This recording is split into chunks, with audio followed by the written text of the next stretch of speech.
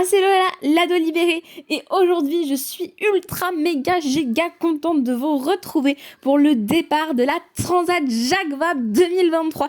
Et cette Transat, nous allons la vivre ensemble. En effet, je commence dès aujourd'hui le suivi de course de cette course qui s'avère totalement inattendu et unique. Let's go, c'est parti pour la première journée. Nous sommes le dimanche 29 octobre 2023. Il est 8h du matin et les pontons du village départ de la Transat Jacques Vabre s'animent. C'est assez étrange. D'ici quelques heures, tous ces marins qui sont autour du bassin Paul Vatine vont s'élancer en direction de la Martinique. Tous les marins, enfin, c'est rapidement dit. À 8h se tient un point presse avec le directeur de course, Francis Le Goff, qui nous annonce une nouvelle bien étrange. Majeur ce matin sur le départ de la Transat Jacques Vabre Normandie de Havre. Donc le plan, c'est Ocean 50, classe 40, arrêt météorologique avec en course jusque Lorient et une reprise sur une ligne de départ à Lorient et un cumul de temps. Et ensuite, les IMOCA, eux, restent à quai ici parce que nous n'avons pas les capacités portuaires en Bretagne pour accueillir toute la flotte. 40-60 pieds, c'est pas forcément facile à loger. On va travailler à un redépart. Je peux pas vous dire à ce stade où ça en est. Suite à cette annonce du non-départ des IMOCA, je suis allée voir les skippers pour avoir leur réaction. Alors Fabrice, là je viens de sortir du point presse, donc le report du départ des IMOCA, qu'est-ce que tu ressens toi face à ça? Bonjour Lola, écoute, moi je suis plutôt rassuré, je me suis réveillé un petit peu inquiet ce matin parce que les conditions au niveau du Portugal, c'est pas pour le départ, c'est pas pour les 48 premières heures de course, c'est au bout de 48 heures. Les conditions au large du Portugal auraient été vraiment très dures, avec pour les bateaux un peu de derrière, comme le mien, bateau à dérive, potentiellement 50 nœuds de vent, donc quasiment 100 km/h, et 7 mètres de vague, une mer surtout très très formée, parce que 50 nœuds encore ça va, mais une mer très très formée, donc je pense que c'était la bonne décision. Ouais. Tu te ressens beaucoup plus safe par rapport à la course maintenant? Bah ouais, du coup là je pense que vu les conditions qu'il va y avoir, on va rester une semaine à quai. À mon avis, ça c'est juste un pronostic, hein. Ils vont enlever le waypoint dans l'hémisphère sud, on n'ira plus au Brésil, on ira directement en Martinique. Et ça fera une nouvelle Transat Jacques Vabre et c'est très bien comme ça. Merci beaucoup Fabrice. En plus du non-départ des IMOCA, vous l'avez bien compris, il y a aussi un gros changement dans le parcours des Ocean 50 qui donc partent du Havre, mais s'arrêtent à Lorient, un peu comme les classes 40. C'est une décision de direction de course qui a sûrement été très difficile à prendre. Que je partage pas à 100%, mais par contre je respecte complètement les raisons pour lesquelles ils le font. Entre les probabilités que ça le fasse face au risque qu'il y a derrière, voilà, il y a une balance qui doit à un moment donné basculer d'un côté. Donc maintenant à nous de s'adapter, d'accepter de faire non pas partir pour 15 jours mais pour 24 heures et de passer un certain temps à terre sans savoir quand on repart. Donc c'est ça qui est particulier, c'est de se dire voilà, on se conditionne sur un jour de départ théorique. Alors on arrive à l'avoir, mais par contre une étape avec un temps incertain qui ne sont pas des raisons techniques qui justifient par une avarie, c'est assez particulier. Donc il y a cette notion de conditionnement et de rythme là qui va être assez particulier à gérer. Une nouvelle expérience, comme quoi la Transat Jacques Vabre c'est une édition, il n'y en a pas deux qui se ressemblent. Voilà, celle-ci on en reposera comme étant unique. Et malgré tous les changements majeurs qu'il y a eu ce matin, on n'oublie pas qu'il y avait aussi le départ ponton de tous les classes 40 et des Ocean 50. Les ultimes, eux, étaient déjà sortis du bassin de l'Eure depuis quelques jours à cause du vent. Un moment vraiment empli d'émotions où les marins disent au revoir à leurs proches pour plusieurs jours.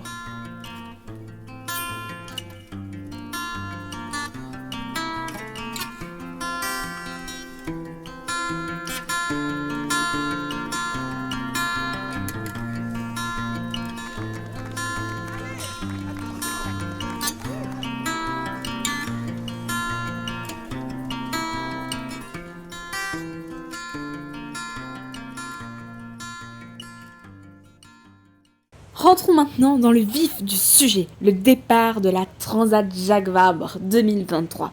Alors ce départ il est un peu particulier puisqu'il a été donné en 3 coups différents. En fait on ne parle pas d'un départ mais de 3. Pour ouvrir le bal, ce sont les ultimes qui se sont élancés à 13h05 en direction de la Martinique. En effet, le parcours des multicoques venait d'être modifié. Les multicoques n'ont donc pas fait le parcours côtier qui devait les emmener au large d'Étretat. En cause, les conditions météo, encore et toujours. 5, 4, 3, 2, 1, top. Bon départ. ultime de la Transat Jacques Vabre Normandie-Le Havre. 12 minutes plus tard, à 13h17, ce sont les Ocean 50 qui sont partis en direction de Lorient. Et oui, Lorient, où ils vont s'arrêter pour une durée indéterminée, enfin jusqu'à ce que la dépression passe et puis qu'ils puissent repartir en Martinique de façon plus sécurisée. Pour finir la série des 3 départs, c'est à 13h41 que se sont élancés les 44 classes 40 en direction de Lorient pour faire aussi un arrêt comme les Ocean 50. Et voilà, c'est officiellement le départ de la Transat Jacques Vabre Normandie-Le Havre 2023. Malheureusement, pour le départ des classes 40, il y a eu 2 accrochages, notamment au moment de relier les bouées. Alors le premier, c'est Curium qui est rentré dans Movember. Alors Curium, c'est le bateau de Marc Lepéqueux et de Renaud Daran qui a malheureusement fini dans le bateau littéralement de Quito de Pavant, la légende de la Transat Jacques Vabre qui participait cette année avec Bertrand Guillonneau sur le bateau Movember. De gros dégâts ont été constatés par les 2 marins sur le bateau. Ils sont donc maintenant au Havre en train d'essayer de réparer et de voir ce qu'ils pourraient faire pour repartir. Le deuxième accrochage, Café Joyeux qui a atterri dans Cifrigo Sogestran, le bateau d'un duo 100% havrais, le duo de Cédric Château et de Guillaume Pirwell. Et alors, Café Joyeux, qui est skippé par Nicolas Desté et Léo Desbiès, est aussi retourné au Havre en même temps que Cifrigo Sogestran pour essayer de voir comment ils pouvaient tous repartir. Alors malheureusement, Cifrigo Sogestran reste au Havre pour l'instant pour réparer car les dégâts sont trop importants. Il y a effectivement un trou dans la coque.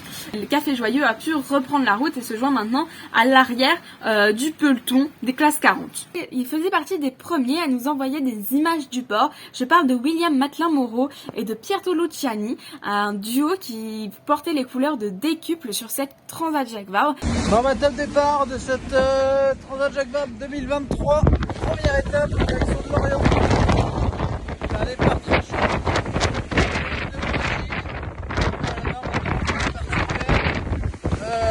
Vers la pointe du Cotentin.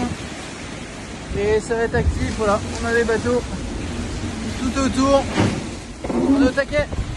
Alors en fait, après un super départ, ils ont dû revenir à Cherbourg suite à un choc avec un ovni. Et donc le programme demain, on va attendre qu'il fasse jour pour faire un petit état des lieux, voir comment est la coque à l'extérieur, essayer de sortir le bateau de l'eau aussi parce que là, de l'intérieur, c'est difficile d'évaluer tous les dégâts. Mais c'est quand même assez conséquent et puis le but va être d'arriver éventuellement à temps à Lorient surtout pour faire une réparation plus sérieuse et pouvoir prendre le départ de la suite de la course. Pour continuer dans les mauvaises nouvelles des classes 40, on peut noter l'arrêt de Rêve à perte de vue, le classe 40 de Joël Paris et de Jérôme Rimbaud. Ils ont dû s'arrêter à Cherbourg parce qu'ils avaient un gros problème électronique. Il y a Crédit Mutuel, le bateau, le classe 40 de Yann Lipinski qui était co-skippé avec Antoine Carpentier, qui est l'actuel tenant du titre de vainqueur de la Transat Jacques Vabre. Ils ont dématé et font maintenant route vers Cherbourg où ils vont voir ce qu'ils vont pouvoir faire. Des problèmes à bord de Martinique Chalian, le bateau, le classe 40 du duo 100% martiniquais. C'était une première sur cette Transat Jacques Vabre. Hervé Jean-Marie et Jean-Yves Aglaé qui ont des problèmes de safran tribord et qui s'arrêtent à Guernesey pour essayer de réparer. J'espère que ça ira bien pour eux. Tout mon soutien à toutes ces personnes qui sont revenues en escale technique. J'espère personnellement que vous puissiez repartir au plus vite et profiter de cette Transat comme vous aviez tellement envie de le faire. Pour vous donner un petit peu des nouvelles de la flotte, eh bien, place maintenant à François Gabard qui est parti sur cette transatlantique avec son co-skipper Tom Laperche. C'est assez joli. La lune vient de jolie lune là, qu'on a eu toute la nuit, qui vient de se coucher. Enfin, si tout va bien, là, on devrait rapidement être à la latitude du Cap Finistère. Ça voudrait dire rapidement, c'est quoi? Rapidement, c'est ce soir, quoi. Ouais, on devrait être ce soir. Ce soir à minuit, on devrait être passé Cap Finistère. Et demain matin, on est déjà sur Portugal. Donc, par rapport en tout cas à la zone un peu tempétueuse qui s'approche du golfe de Gascogne, si on n'a pas de problème technique, on devrait être assez large.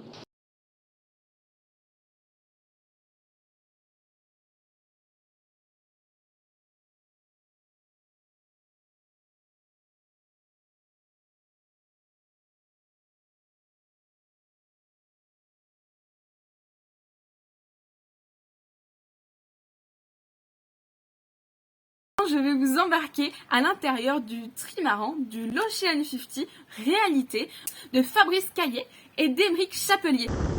Petit matin, lever de soleil.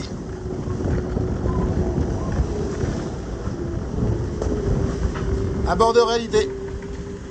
Enfin, pour terminer notre petit tour, prenons place à bord de Le Galet, le classe 40, skippé par Fabien Delahaye et Corentin Douguet. Un lever de soleil à bord de Le Galet sur les 7 îles. Voilà.